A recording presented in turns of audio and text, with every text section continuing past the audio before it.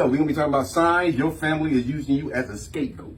It's when they want to use you as to take the drama, like you do something happen, they say, oh, use him as a scapegoat. He did it. Nobody never seen that man do it, but He's correct. He is 100% correct. They try to always put the blame on you. There's a certain family member, every time something come up missing, they go to them first. That's the scapegoat. Sometimes they call them the black sheep of the family. So, word of the day is scapegoat. A person who is blamed for the wrongdoings, mistakes, or fights of others. You hit it. You know where it originated from? The Bible. Yes, the Bible. It says in the Bible, a goat sent into the wilderness after the Jewish chief priest has symbolically laid the sins of the people upon it. Saying of the day is, keep fighting hard for the person you want to become. They will talk about your flaws because they can't explain your favor. Let them keep talking about you, man, because the more they talk about you, try to make you sound like the old you. Keep doing the stuff that you're doing because they ain't aware of that. People can talk about you. People can dislike you. People can throw roadblocks in your way, but it is not up to them. It is not up to them. You got to remember that. You wronged somebody. You realize you wronged somebody.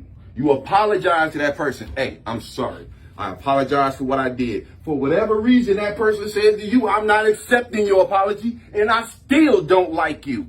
Now you go take it to God. You say, God, I apologize. You're being honest. You're speaking from your heart. God forgives you. Because if God forgives you and puts you on a mission, and that person never forgave you, now they trying to sabotage you. They ain't sabotaging you. They trying to sabotage God. And sometimes you can be removed even though you think you're in the right. But you don't have forgiveness in your heart. This talk is for educational purposes only and is not a substitute for professional advice, treatment, guidance, or diagnosis. If you or someone you know is experiencing a mental health crisis, substance use and abuse, or suicidal thoughts, Dial 988. 988 is available 24/7 nationwide and staffed by trained crisis counselors who are just a text or a call away. Here we go. Let's get into it. Signs your family is using you as the scapegoat. Do you ever feel like you don't fit in with your family? Do you feel constantly ignored or criticized by your family? I'm surprised. We're getting a lot of that. A lot of head shaking. Being your family's scapegoat means that your own family uses you to unload their own frustration and anger, reducing you to an emotional punching bag. Are you the first blamed for mistakes, some of which aren't even yours? Does your family disrespect you and call you names and talk bad about you to others? Being the family scapegoat can really affect your behavior and your way of thinking, especially about yourself. How you look at yourself. Have you ever had a family member, whether it was a sibling or a cousin, who could do no wrong? Who was a golden child? And they say, why can't you be like him? Or why can't you be like her? Or why can't you do that? Why can't you do this? Ooh, we about to go into some territory right now. He said it's an understatement. Does your family disrespect you and call you names and talk bad about you to others? Being the family scapegoat can really affect your behavior and your way of thinking, especially about yourself. Being a scapegoat can make you think less of yourself and get lost in hatred towards your own family. Being the scapegoat can cause you to dislike or even hate your family. When you start treating people better based on their accomplishments. You don't have a son, you got two sons, just use as an example. One son is always in trouble, one is always doing what he's supposed to be doing. You don't uplift the one that's already doing good and say to the one that ain't doing so good, be like him. You got to meet him where he is at. Number one, they treat you like an emotional punching bag. Being in a dysfunctional environment can take a toll on your physical and mental health. If you find that you're currently stuck in this situation, don't hesitate to seek help. Keep in touch with supportive friends or distant relatives and let them know how you are doing. It's not good to keep everything inside or harbor grudges. Find signs your family is using you as a scapegoat. Number two, they badmouth you to other people. You want to kill the morale of a kid, or you want a kid to feel betrayed by their parent, walk in and overhear them talking about something that's personal to you. This situation usually happens when you're raised by narcissistic parents because they want you to appear perfect to the other people and have no problem distancing themselves from you when you misstep. Think of it this way. It's a way of them saying, well, I don't know why they act that way. Or they might, or it's a way of them saying, they didn't get it from me. Or they picked it up from some kid in the street. They may bring you down just to lift themselves up. Remember to talk about your feelings to those who really care about you and try to engage in activities that make you feel good about yourself. Most of the time, their own actions are a reflection of their own internal battles and rarely have anything to do with you. When you have family members who can't stop talking about your business or your missteps, it really don't have anything to do with you. 5 signs your family is using you as a scapegoat. Number 3, they project their mistakes onto you. Have you ever had a family member yell at you for a mistake they made? A lot of times they won't even come back and say, I'm sorry, when they find out it wasn't you either. Because they feel like, it ain't my fault, you shouldn't be stealing anyway. It ain't my fault I thought you stole something. If you wasn't always stealing, we wouldn't be blaming you. Most of the time, these things happen because they're angry or irritated and you're within firing range of their emotions. They say that we mistreat the people closest to us. Yep. We hurt the people in our community. Most of the time when people get murdered, they're murdered by somebody who knew them. They don't know how to cope with the sudden burst of anger, so they let it out using toxic methods. Keep in mind that whenever this happens, it's best to let the person cool off. Put some distance between you and them, and be careful not to engage with them in this while they're in this state, because fighting won't solve the problem, only make it worse. If a person is in that mood and they projecting their stuff on you, this is not an opportunity to debate and argue, because you're not going to win that. Just accept that what they're saying about you out of anger is not true, and understand that every person faces battles of their own. After you learn to accept yourself and your flaws, accept that your family members are flawed people as well. So this is not a presentation to say, you know what, let's hate our families. This is one to help understand ourselves and to understand our families. Because you don't know what you don't know.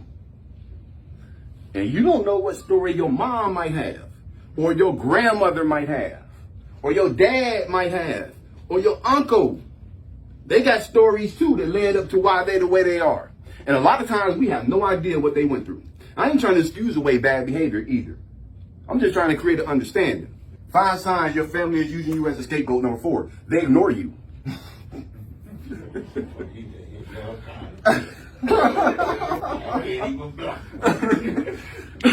Do you ever notice your family members going out of their way to pretend you don't exist? Perhaps they don't invite you to dinners or seek your opinion on family matters. Auntie passed away and you didn't even know about it. You the last person to know. You the last person to be contacted. Whatever it is, they're outright blocking you out. Family members do this for a number of reasons. One is that they know they've done something wrong to you and want to avoid a possible confrontation. Sometimes you don't get invited because they done mistreated you. And they might be afraid you know. Or they think a confrontation is coming and they're trying to avoid the confrontation. So they invite everybody but you. Another is that they're afraid you'll bring up their past abusive behavior to people outside of the household. So you might be a live wire or a loose wire, and they don't want to invite you because they're going to have people from their job there. They're going to have people outside of the family there, and they don't want you standing up making no announcement, grabbing your glass like, my uncle sitting right there molested me when I was 12. Who going to speak up and speak out? They might see something in you that they don't like to look at. The reason they don't invite you, because they might see something in you that they don't want to look at.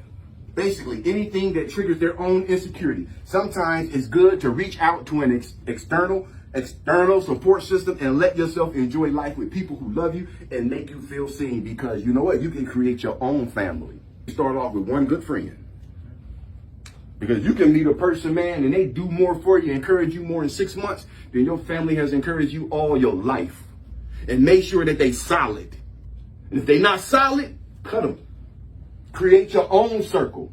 5 signs your family is using you as the scapegoat. Number 5, they treat you differently from others. These are family members.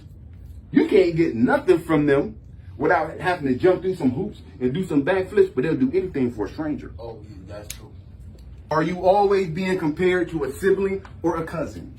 Forcing ranks or hierarchy systems on family members is toxic for everyone involved. Being continuously subjected to that sort of environment can hurt you, destroy your self-esteem, and at the same time cause unnecessary pressure for the other family member too. Because if you're the golden child and they always bragging about you, they messing your head up too. Because you don't want to make a mistake.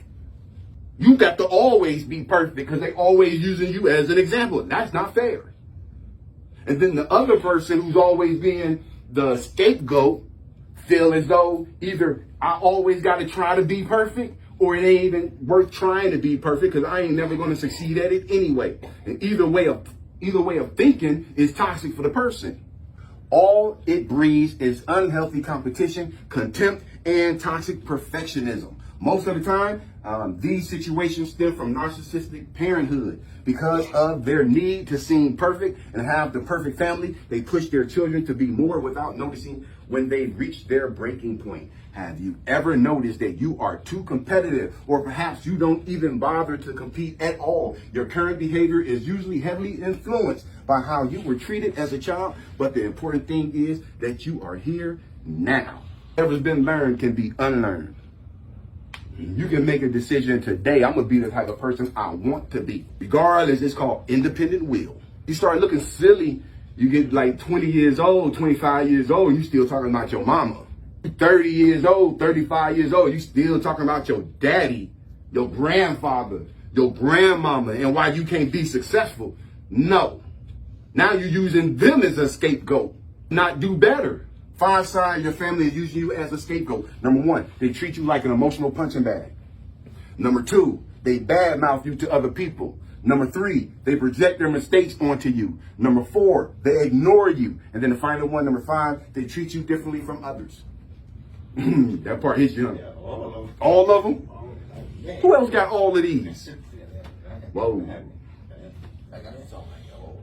All? Wow. I think we've all experienced it from time to time, one or the other. Yeah, sure. How many people feel like they've experienced this in some form or another? Wow. You too, champion? Okay. I thought you grew up like Leave It to Beaver. That's so much. Very polite, very mannerable, very even keel type of attitude. Even when I'm coming down on it, you're like, okay, well, no problem. I'm like, no, man, I can't even be hard on the man. I'm for real. He don't let nothing bother him. Which is good. I admired it. That's why I thought you came from Leave It to Beaver, bro. Hey, don't feel bad, because a lot of people think I came from the Huxtables. You feel what I'm saying? They look at me, they be thinking I had it made in the shade when I was a kid. Oh, I had to earn this.